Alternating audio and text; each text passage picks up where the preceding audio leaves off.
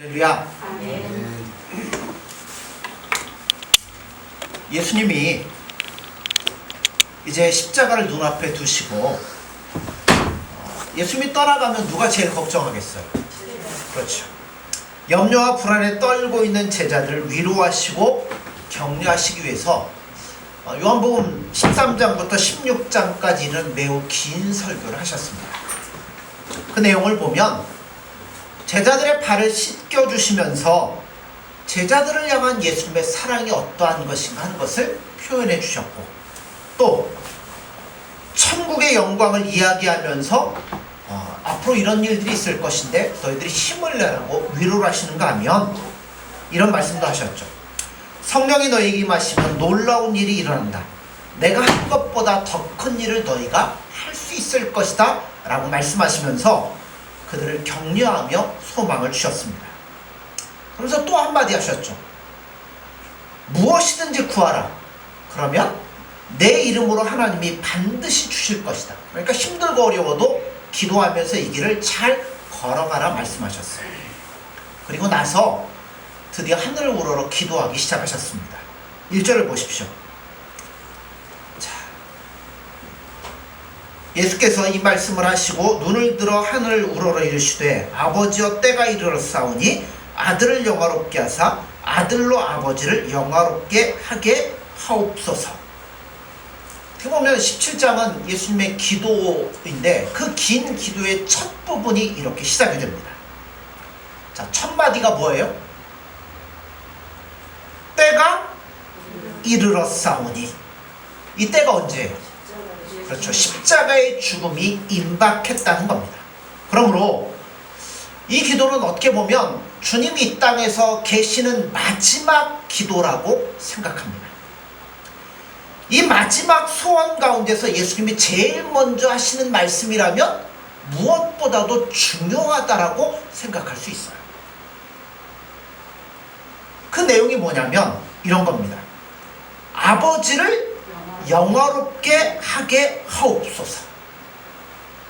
이걸 다른 말로 바꾸면 하나님께 영광을 돌리게 해달라는 겁니다. 영화롭게 하다, 헬라어로 독사조라고 합니다. 간단하게 의미를 말한다면, 자, 하나님을 영화롭게 하는 게 뭘까요? 어떻게 하는 게 영화롭게 하는 걸까요? 네? 그냥 감사합니다, 아멘, 이건가요? 이거는 어떤 의미냐면 하나님이 어떤 분이신가를 드러내는 거예요. 그리고 그분에게 합당한 경배와 찬양을 돌려드리는 겁니다. 그러니까 우리 예수님 앞에 영광이라는 것은 예수님이 누구인가를 내 삶을 통해서 드러내는 거예요. 그분이 얼마나 사랑이 많으신가, 그분이 어떤 분이신가 하는 것을 드러내고 찬송과 영광을 경배를 하는 겁니다. 4절을 보면 하나님 아버지를 영화롭게 하기 위해서 예수님께서 무엇을 하셨는가 하는 것들이 잘 나와 있습니다. 4절에 보면 아버지께서 내게 하라고 주신 일을 내가 이루어 아버지를 이 세상에서 영화롭게 하였사오니. 예수님은 누구 일을 하신 거예요? 하나님. 그렇죠. 하나님이 시키신 일을 했습니다. 하나님이 시키신 일이 구체적으로 뭐예요?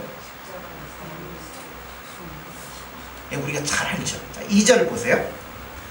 아버지께서 아들에게 주신 모든 사람에게 그렇죠, 영생을 주라고 시키신 일이 바로 십자가의 죽음입니다. 그러니까 하나님이 하신 얘기는 아들에게 주신 모든 사람들로 하여금 뭘 얻으라고요? 영생을 얻게 하라고 했어요.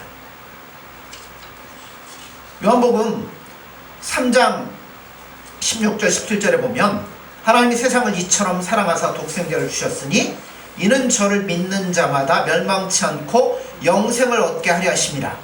하나님이 그 아들을 세상에 보내신 것은 세상을 심판하려 하심이 아니요 저로 말미암아 세상이 구원을 받게 하려 하심이라. 그러니까 예수님의 사명은 뭐예요? 우리에게 영생을 주는 거예요. 여러분, 영생이 뭐예요? 예, 영생이란 말은 다른 말로 하면 구원이란 말과 똑같습니다. 그런데 한자로 영생을 풀이하면 어떤 상이에요? 예, 영원히 죽지 않은 생명, 그게 영생인 거예요. 그런데 여기서는 안 죽는 생명만을 의미하는 것이 아닙니다. 여러분 보세요. 영원히 사는 생명 어디에도 있어요? 지옥에도 있습니다. 여러분 지옥도 영생이에요. 천국만 영생하는 거 아니에요.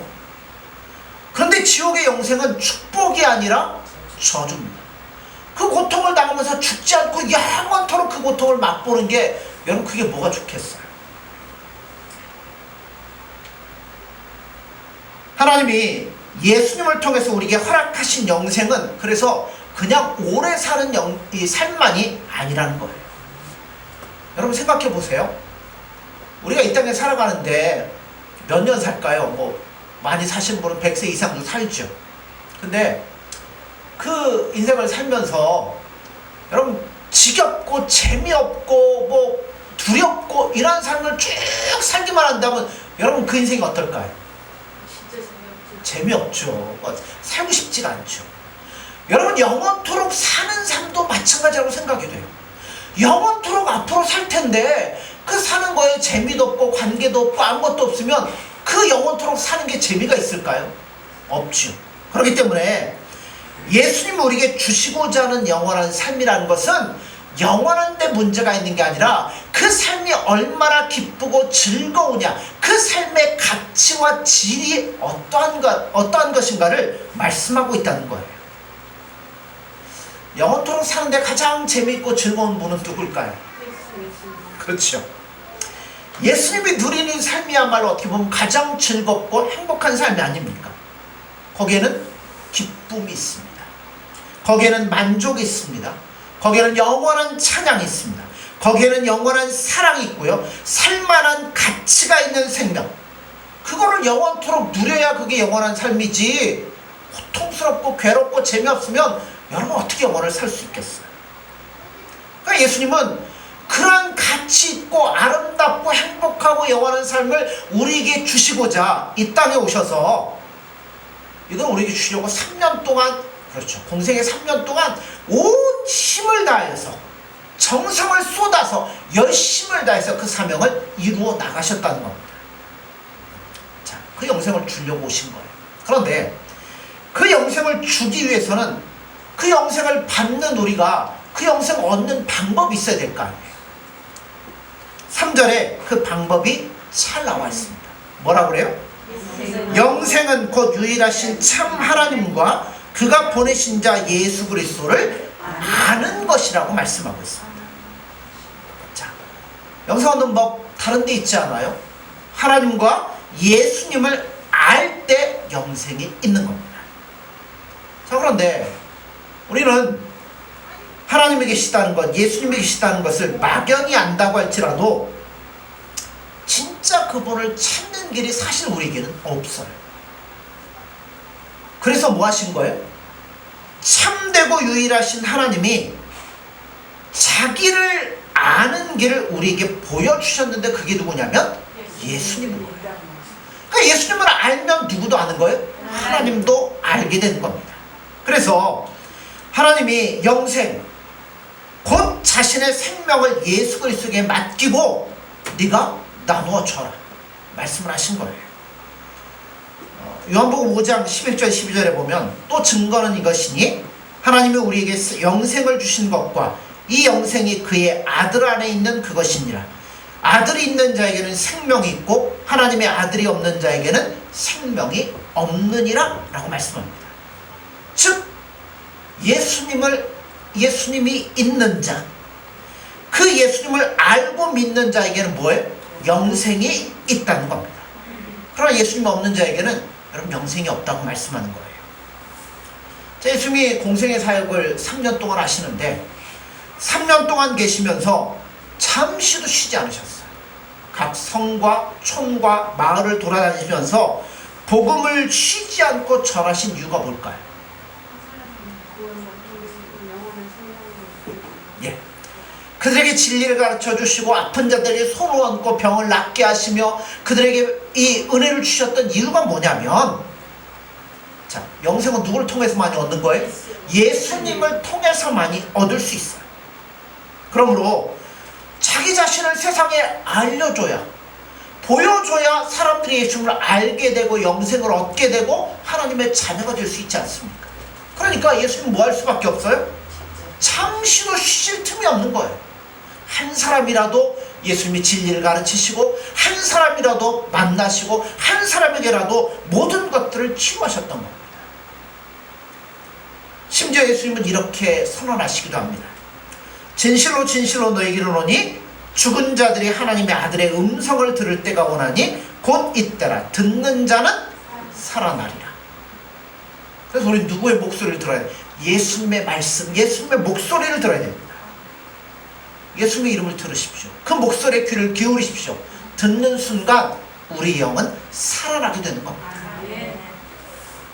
그의 음성을 들은 사람은 니고데모 같은 지체 높은 사람으로부터 수가성 여인, 이 창녀 여인까지 모두가 뭘 얻었어요? 영생을 얻게 됨을 우리가 성경을 통해서 알지 않습니까? 그래서 그것 때문에 예수님이 뭐 하신 거예요?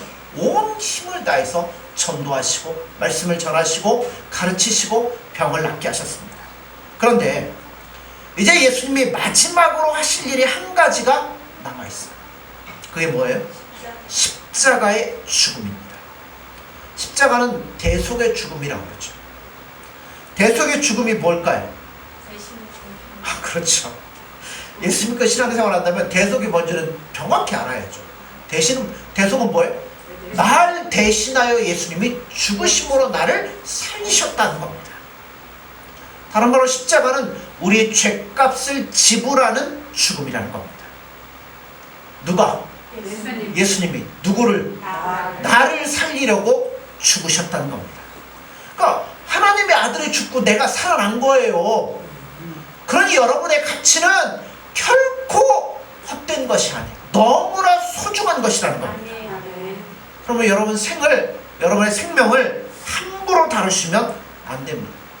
에이, 되는 대로 살다가 죽으면 끝이지. 여러분 아니라니까요. 예수님이 자기의 생명을 주게 여러분을 사셨어요. 그러니까 여러분 세상에 명예 좀 없다고, 돈 좀 없다고 우리 가치가 떨어지는 거 아니에요. 우리는 무엇과도 바꿀 수 없는 예수님의 생명을 지불하고 예수님이 나를 당신의 자녀 삼으셨다는 겁니다. 그러므로 여러분 한평생을 살면서 절대로 함부로 사지 마십시오. 십자가의 죽음은 다른 말로 얘기하면 화목제물이라고 했어요. 하나님과 우리 사이에 원수된 것을 예수님이 십자가의 죽으심으로 다 처리하셔서 하나님의 자녀 삼아주셨다는 겁니다. 그러므로 십자가는 다른 말로 얘기하면 하나님이 우리를 얼마나 사랑하시는지 그 사랑의 극치를 보여주는 것이 십자가예요. 반면에 하나님이 죄를 얼마나 미워하시는지 그 죄에 대한 심판의 클라이맥스가 또한 뭐냐면 십자가라고 할 수 있습니다. 예수님은 이 십자가의 죽음을 눈앞에 두고 계셨어요. 이 십자가의 죽음을 죽을 때 죽어야만 뭐가 되는 거예요? 이제 하나님 명령하신 모든 것들을 완성하게 되는 겁니다. 이와 같은 십자가의 죽음은 하나님 아버지를 영화롭게 하시는 것이기 때문에 예수님은 자기의 십자가를 놓고 뭐라고 해석을 했냐면 영광이라고 해석을 하셨어요. 십자가가 여러분 얼마나 힘들고 어렵습니까? 그러니까 예수님이 겟세마네 동산에 올라가셔서 3번씩이나 이 십자가를 내게서 할 수만 있다면 물려달라고 하나님 앞에 열심히 기도하셨던 분이 예수님이에요. 그런데 고통스럽고 무서운 것이긴 하지만 하나님 아버지를 영화롭게 하는 것이라면 그것이 예수님에게는 영광이라고 예수님 말씀을 하는 겁니다. 자, 1절을 보세요. 하늘을 우러러 이르시되 아버지여 때가 이르렀사오니 아들을 영화롭게 하사 아들로 아버지를 영화롭게 하게 하옵소서. 자, 하나님을 영화롭게 하기 위해서는 먼저 누가 영화롭게 돼야 돼요? 아들이, 예수님이 영화롭게 돼야 되는 거예요. 그럼 예수님이 영화롭게 되는 건 뭘까요? 그렇죠. 십자가의 죽음을 가리키는 겁니다. 하나님이여 십자가의 죽음을 바로 죽게 하옵소서, 바로 감당하게 하옵소서. 그렇게 함으로 우리 하나님 아버지를 영화롭게 하기를 원합니다. 이것이 본문의 내용이라는 겁니다.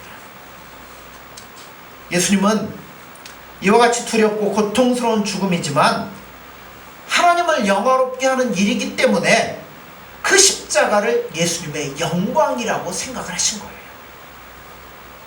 이렇게 생각을 하니까 마음 저 밑바닥 깊은 곳에 뭐가 생기기 시작해요? 기쁨이 있기 시작합니다. 내가 십자가에 죽어도 누구는 영광을 받으셔요? 아버지는 영광을 받으실 수 있다면 이거는 나에게 고통이 아니고 기쁨이고 즐거움이고 만족이라는 겁니다. 그 마음으로 십자가를 보니까 마음이 어때요? 기쁘기 시작하는 겁니다. 여러분, 우리 역시 마찬가지라고 생각합니다. 우리도 예수님이 하나님을 영화롭게 했던 것처럼 우리도 누구를 영화롭게 해야 돼요? 예수님을 영화롭게 하는 것을 최고의 소원으로 알아야 되는 겁니다.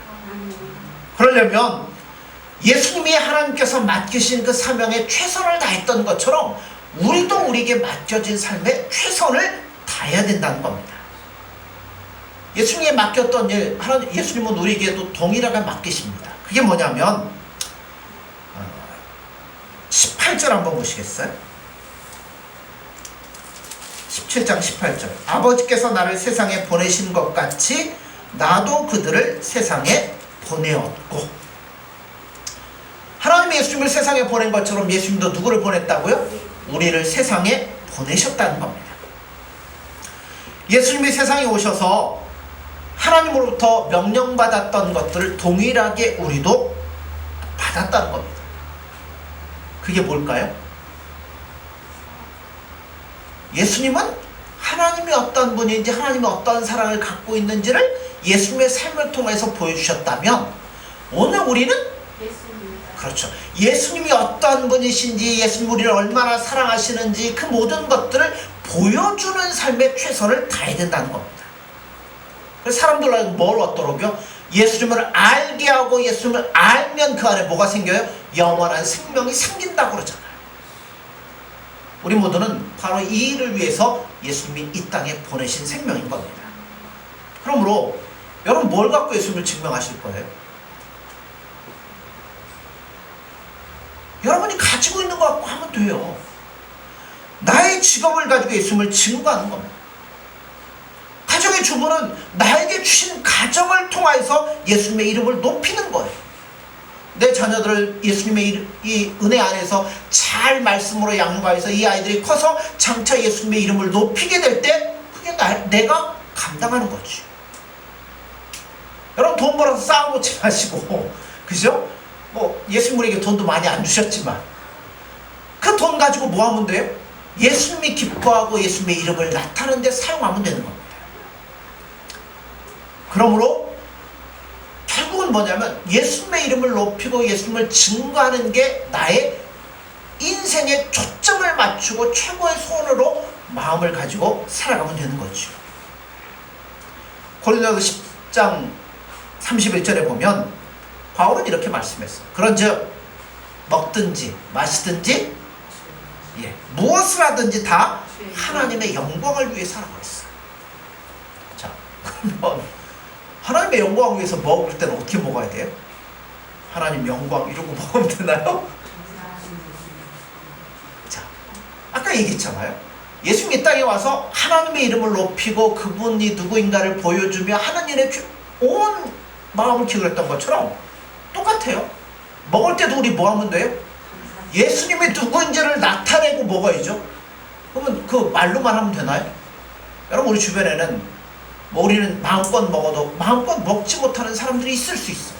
그러면 예수님, 내가 조금 못 먹더라도 이것들을 그들에게 줌으로 말미암아 이것으로 하여금 그들이 예수님을 알게 되고 예수님 앞에 나올 수 있다면 그게 뭐가 되는 거예요? 예수님의 이름을 높이는 것이 된다는 거예요. 마실 때도 마찬가지죠. 무엇을 하든지 마찬가지라는 겁니다. 그러므로 스스로에게 질문을 한번 해보셔야 돼요. 나는 예수님을 영화롭게 하는 사람인가? 내 삶을 통해서 초점을 예수님께 맞추고 그분의 이름을 높이며 나의 삶을 통해서 그분을 드러내는데 앞장서고 있나? 우리가 매일 돌아보면 가슴을 치며 후회할 일밖에 없죠. 우리가 앞으로 이런 삶을 살아가기를 간절히 소원합니다. 그것을 마음에 두고 예수님 앞에 엎드려 기도하며 믿음으로 나아가는 사람은 예수님을 영화롭게 하는 사람이라고 말할 수 있다는 거죠. 그러나 우리가 아는 것처럼 우리가 많이 그렇게 살지 못할 때가 많습니다. 여러분이 그렇게 가정의 행복을 위하는 이유가 뭡니까? 자녀를 잘 키우려고 애쓰는 이유가 뭘까요? 그렇게 돈을 열심히 버는 이유가 뭘까요? 건강에 좋다면 무엇이든지 먹는 그런 것들이 뭘까요? 만일 이러한 모습들 가운데서 여러분 우리가 정말 예수님의 이름을 높이고 예수님을 영화롭게 하는데 초점을 맞추고 있지 않다면 죄송하지만 헛되고 헛된 것 위에 헛되게 쓰다가 나중에 헛된 죽음을 맞이할 수밖에 없는 것이 우리의 모습이라는 겁니다. 우리가 예수님을 영화롭게 하기 위해 살면 우리 각자가 가진 십자가도 분명히 달라지게 됩니다. 예수님의 영광을 위한다는 구심점이 없으면 십자가는 뭐예요? 불평덩어리, 불만덩어리. 이거 빨리 없어졌으면 좋겠어요. 그러나 아무리 기도해도 안 없어지고 아무리 소원해도 내 어깨에 그대로 있는 십자가라면 뭔가 거기에는 의미가 담겨져 있지 않겠습니까? 고통에는 뜻이 있을 수밖에 없어요. 어떤 집사님이 그런 얘기를 하더라고요. 십자가는 내가 너를 다듬어서 나의 영광을 위해 살도록 만들기 위해서 내가 준비한 프로그램이다. 요새 내가 이걸 깨달았어. 내가 자녀 때문에 그렇게 고통스럽고 힘들었는데 만약 자녀가 그렇게 고통스럽게 나를 하지 않았더라면 나는 젊은 날, 젊은 시절 좋은 것들을 바라보며 마음껏 세상으로 갔을 텐데 이 십자가 때문에 내가 늘 예수님 앞에 머리 숙여 기도하고 예수님을 구하고 찾다 보니까 내가 예수님을 구하는 자가 되었고 예수님과 친밀해지게 되었고 내가 이렇게 바뀌었습니다. 그러므로 이 십자가는 오히려 나에게 기쁨입니다 라고 고백을 하더라고요. 바울도 그랬어요. 바울도 자기 몸에 뭐가 있어요? 가시가 있죠. 아무리 기도해도 병이 안 나. 예수님, 제가 기도하면 다른 사람도 낫는데 제가 막 이렇게 몸이 이래가지고 있으면 제가 다른 사람들 기도할 때 다른 사람이 저를 보고 뭐라 그러겠어요. 그러니까 예수님 꼭 고쳐주세요. 금식도 하고 온 힘을 다했는데 안 고쳐주셔요. 그러나 나중에 그의 마음속에 이러한 확신을 예수님 주십니다. 내 병은 내 능력이 내 안에 머물게 하는 영광이니라. 이 응답을 받고 나서는 너무나 바울이 좋아한 거예요. 병이 안 나았는데도 좋아요. 그래서 뭐라 그래요? 나는 기뻐하고 기뻐하노라. 이 몸에 병이 있으므로 내가 하나님을 더 영화롭게 할 수 있게 되었다면 이 병이야말로 얼마나 자랑스러운 일이냐. 하나님 감사합니다. 그가 기도를 했다는 거예요.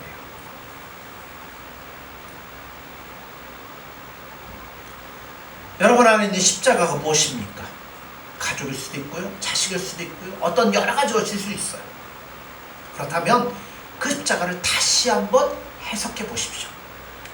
예수님의 영광을 위해 살기를 원하십니까? 그렇다면 여러분의 십자가가 무엇이며 그 십자가 속에 들어가 있는 예수님의 계획이 무엇인가에 귀를 기울이시기 바랍니다. 그것이 있었기 때문에 오늘 내가 여기에 있는지도 모른다는 거예요. 그랬기 때문에 오늘 우리가 예수님 앞에 나와서 주일날 꼬박꼬박 예배드리는 겸손한 사람이 될 수 있었을지도 모른다는 겁니다. 그렇다면 여러분 그 십자가는 나에게 영광일 수밖에 없어요. 저는 뭐 조형미술이 뭔지는 잘 알지도 못해요. 그런데 어떤 이 미술하는 분이 미국으로 이민을 갔어요. 거기서 공부를 하고 열심히 작품 활동을 한 결과 세계 100대 조형 작가 안에 뽑혔어요. 이 젊은 이 작가가 뽑혔으니 얼마나 좋겠어요. 그런데 이게 웬일입니까? 젊은 나이에 후두암에 딱 걸렸어요. 그래가지고 나날이 먹지를 못하니까 몸은 배싹 말라가고 점점 상태는 심각해져서 병원에 중환자실을 입원해 있습니다. 먹지를 못하니까 호수 꼽고서 죽 같은 것들을 겨우겨우 넘기고 있어요. 의사들도 이제는 더 이상 소망이 없습니다. 그러니까 가족들이 뭔 준비를 해요? 이제 조금 있으면 죽을 것 같은데 장례 준비를 준비하고 있습니다. 어떻게 보면 죽음의 소나기가 자기를 바짝 조여오는 것 같은 것을 이분이 느끼다가 자기 삶을 한번 딱 돌아봤어. 이제 내가 얼마 있으면 죽을 건데 내가 한평생을 살면서 내가 예수님을 믿었는데 예수님을 위해서 내가 예수님의 영광에 살아간 게 뭐가 있나? 젊은 날 작가로서 이름을 높이고 작품 활동을 하려고 열심히 뛰어다니고 노력을 했지만 예수님의 영광을 위해서 한 게 아무것도 없더래요.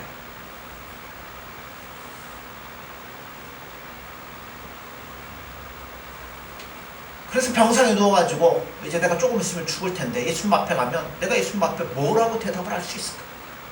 그러면서 낭만과 실망에 빠져 있었어요. 그런데 가족 중에 한 분이 연변과학기술대학의 김진경 총장이 미국에 와서 강연 테이프를 하나 주면서 한번 들어보시라고 줬어요. 그랬더니 어차피 이제 조금 있으면 갈 텐데 그러면서 마지막 그걸 한번 듣기 시작했습니다. 그 내용이 뭐냐면 이런 내용이에요. 여러분, 하나님이 가장 기뻐하는 삶이 무엇인지 압니까? 복음을 모르는 사람에게 복음을 음으로 양으로 직접 간접으로 전하는 삶을 구심점에 두고 인생을 설계하는 것입니다. 당신의 생은 정말 그렇게 살고 있습니까? 만약에 여러분도 하나님의 영광을 위해서 복음을 위해서 살고 싶으면 연변과학기술대학으로 오십시오. 거기에 오면 중국의 젊은이들이 기다리고 있습니다. 그들에게 복음을 전할 수 있습니다. 이런 내용의 도전과 초청의 설교가 그 안에 있었습니다. 그 설교를 들으면서 가슴을 후벼 파는 아픔이 있기 시작했어요. 내가 한평생 뭐하고 살았나? 하나님 진작에 이걸 알았더라면 내가 예수님에서 살았을 텐데 내가 이제야 이것을 알았는데 이제는 알아도 할 수 없는 몸이 되어버렸네. 눈물을 흘리면서 하나님 앞에 예수님께 기도를 했어요. 아쉽잖아요. 근데 이게 웬일입니까? 기도를 하는데 그 차가웠던 손이 열기가 느껴지기 시작하더라고요. 그래서 기도를 끝내고 잠을 자고 그 다음날 일어났는데 음식도 이제 못 먹으니까 이 관을 통해서 죽 같은 걸 넘겼는데 음식이 먹고 싶더래. 아침에 일어나가지고 자기를 좀 일으켜달라고 하고 관을 빼달라고 하고 죽을 먹기 시작했다는 겁니다.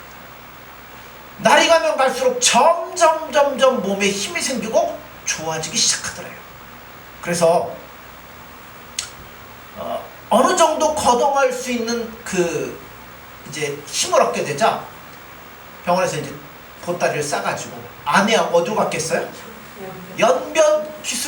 과학기술대학으로 갔습니다.